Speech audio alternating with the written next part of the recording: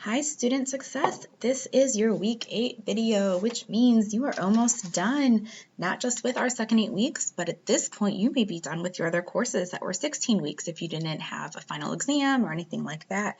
So I'm sure that is very exciting and uplifting to know that we are almost there. So this is a reminder that week 8, just because we're so close to the end of the semester, is done on a Friday. So Friday, December 8th is when you need to have week 8 completed. And by the time you are watching this, I have probably already opened up week 8. I usually open it up early for anyone who's trying to wrap up the semester a little early. So I've also, at this point, have reopened week 1. That was opened up in week 6 again. Week 2 was reopened in week 7, and then week 3 will be open for a couple of days at the beginning of this week as well. And that is, again, for opportunities for students who may have just been getting acclimated to Blackboard to utilize it and get comfortable, and maybe they missed some assignments, or maybe you just kind of looked over some things. So hopefully you took advantage of those. And if you're listening right now on the beginning of week 8, week 3 will be open, and you can take advantage of that because there was quite a few assignments in that week. So I'm going to scroll down to week 8, so our very last week. So in this week, you have 2 chapters to kind of look over, and you'll see that there were originally 2 assignments. I have crossed one out. I think the assignment is really good. However, it asks for you to kind of create a list of things and then gather with a group of friends. And I just feel like during a pandemic, I don't want to encourage that, especially for those people who are kind of hunkering down like many of us are. So that's why you'll see Chapter 3 assignment crossed out. It's crossed out in your syllabus. I actually hid it in the assignment folder, so you can't even see it other than just right here. So that means you really only have 1 assignment for this week. So I am still going to go ahead and get into the materials folder and just real quickly talk to you about Chapter 3 and Chapter 9 so that we can talk about kind of the objectives and the things that the chapters go over. So, as I was clicking around in Chapter 3 already, so Chapter 3, I'll get back to the beginning, is about thinking about thought, sometimes referred to as metacognition. So it's just that awareness of your thinking processes and what you need. And so there's, like a lot of our chapters, starts off with kind of like a self-assessment and then thinking about your goals and where you want to go. So a lot of kind of objective type things. As you go through here, I think this chapter is pretty valuable. And I wish it was actually a little earlier in the course. So it's going to talk about kind of different types of thinking and maybe where you can see yourself. Bloom's taxonomy is a big part of this. If you are an education major, you'll probably see this a lot more because it's kind of the levels of knowing, the levels of thinking. And so it'll talk to you a little bit about Bloom's. It's going to have like a thought inventory. How do you go about these different processes? And there is some Bloom's as well. Again, some like checkpoints. I think 3.2 is really helpful because this really focuses on like critical thinking. And as college students, it's so important to be a critical thinker.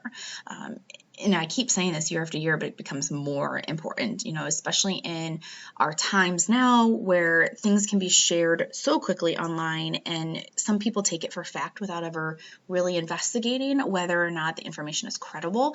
And so being a critical thinker is looking and consuming information, whether it's written, visual, auditory, and thinking about where's the source, what's the purpose, what are the facts, what are the opinions. Looking at critical thinking is imperative. So this will really talk to you about the critical thinking process. What is critical thinking? How do you go through this? What are all the steps? And then there's lots of kind of vocabulary with this, fallacies, generalizations.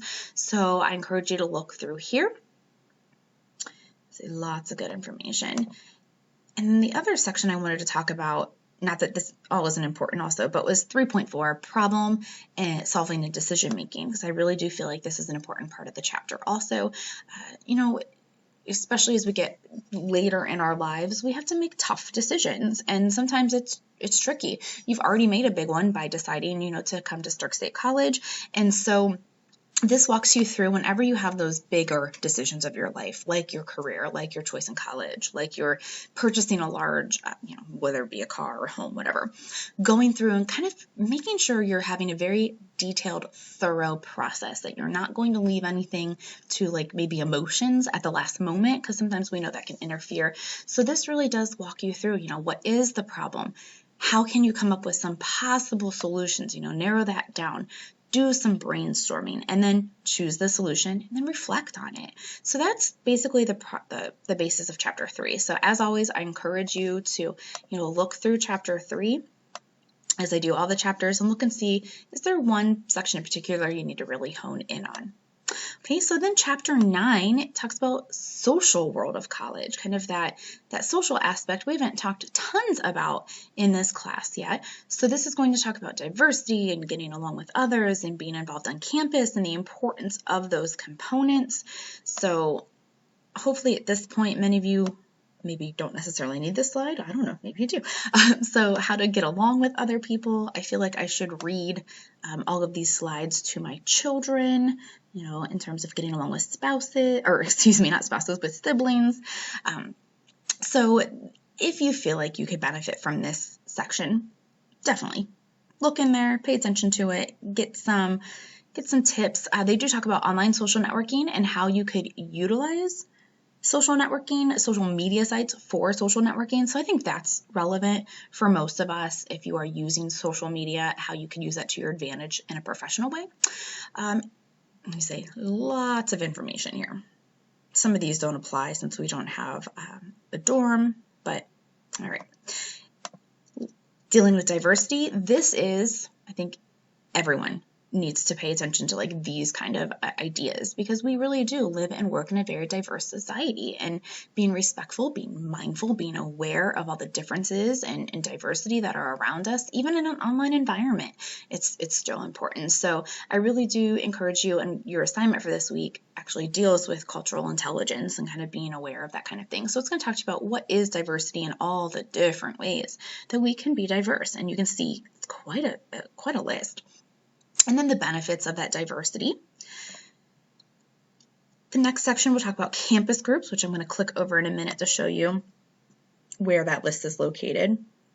So the importance of getting involved on campus. A lot of research comes out of Syracuse University and Vincent Tinto, and he does a lot with community colleges in particular, saying that it's so beneficial to get involved on campus. Now, we're in the middle of a pandemic, so obviously it's a little more tricky to get involved, but it's not impossible. So over on our Stark State homepage, to get to this, I'm already there, but to get to this, you would go for info for current students.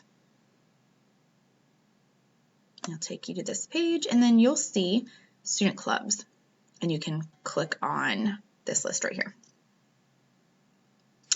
So here is all of our organizations on campus, and we have quite a few, I think around 50, which you may not have been aware of because we are a community college. And so some of these are meeting virtually, some of them have kind of put on pause. It just really depends. Everyone's going to look a little different, but I really do encourage you to kind of go through and see. You'll see some of them are based for fun, just recreation, and some of them are connected to, you'll see quite a few are inactive, and that's mostly because of the pandemic right now. And some of them are really connected to majors and possible career fields. And those are the ones that will really look great on a resume. You're going to get connected with peers and possibly network opportunities with advisors. And so when you see one, you can click on it and it'll give you a quick description and then who is the advisor. And you could always contact them if you're interested in joining. Are they doing anything right now? And for some of you, it may not even be a possibility until you're a little further in your career. And some people might say also, you don't have time for student organizations. Well, that might be true, but some of these only meet once a month, for an hour. Some of them are a little bit more involved. Some of them do different things across the campus. So I think it just really depends on how you see yourself getting involved. Studies will say, again, out of Syracuse, that the students who get involved on campus are more likely to retain, which means they're more likely to stay and graduate. And they actually have higher GPAs because they feel more connected to their campus. They feel like they belong to their campus. So those are the chapters associated with this week. So let me go back into week 8. So again, one assignment, and I have it highlighted here. There's no discussion forum, Friday at 10 p.m. That is also your week 8 attendance. So throughout the week, as you finish, and some of you may have already gotten this message, as you finish week 8, and you've already submitted your workshop requirement, I am messaging you in Blackboard and saying, hey, you're all done. You ended with a A, a B, or whatever. So I let you know so that it's kind of one less thing to worry about, so to speak. So I'm going to go ahead and go in, click on the assignment folder. You are seeing this on my screen, but you can see it's grayed out. It's hidden, so you will not even see that. You are going to see your cultural intelligence survey assessment. This is your only assignment. It's an automatically graded assignment, which means once you finish it, it's going to say in progress, and then eventually the grade will copy over into Blackboard. So please be diligent and check your grades. It's one of these where it's going to open up into a separate, like, little moving, talking PowerPoint type deal. Cultural intelligence. And so you'll click through and go through and read about cultural intelligence, which is what we talked about a little bit with Chapter 9, is like the diversity and being aware of those different norms and behaviors and things like that in our diverse society. So again, please make sure you complete that, check that it copied over into the grade book, and then as you finish this week, I will be messaging you on Blackboard and saying, you're all done, so that you know for sure that everything has been received. Last reminder, if by some chance anyone still has not completed their student services assignment, I know the last workshops were at this point like 12 days ago or so, by the time you watch this video anyway. So if you have not submitted your certificate of completion, please go ahead and click in there and submit that so that that is in there. All right, I just want to say I really appreciate everyone's hard work. I know an 8-week course is sometimes challenging. With this course, not necessarily because of the material, but just because of the pacing. And they really do, our coordinator really does put a lot of assignments in certain weeks. So it does get a little bombarded. So I really appreciate those of you who persisted and you're still here. So please, I hope you have a wonderful holiday break and that you get the rest and relaxation that you need, that you stay safe, and always feel free to reach out to me if you ever have any questions or need anything. I am here. All right. Have a great day, great week, great break. Bye.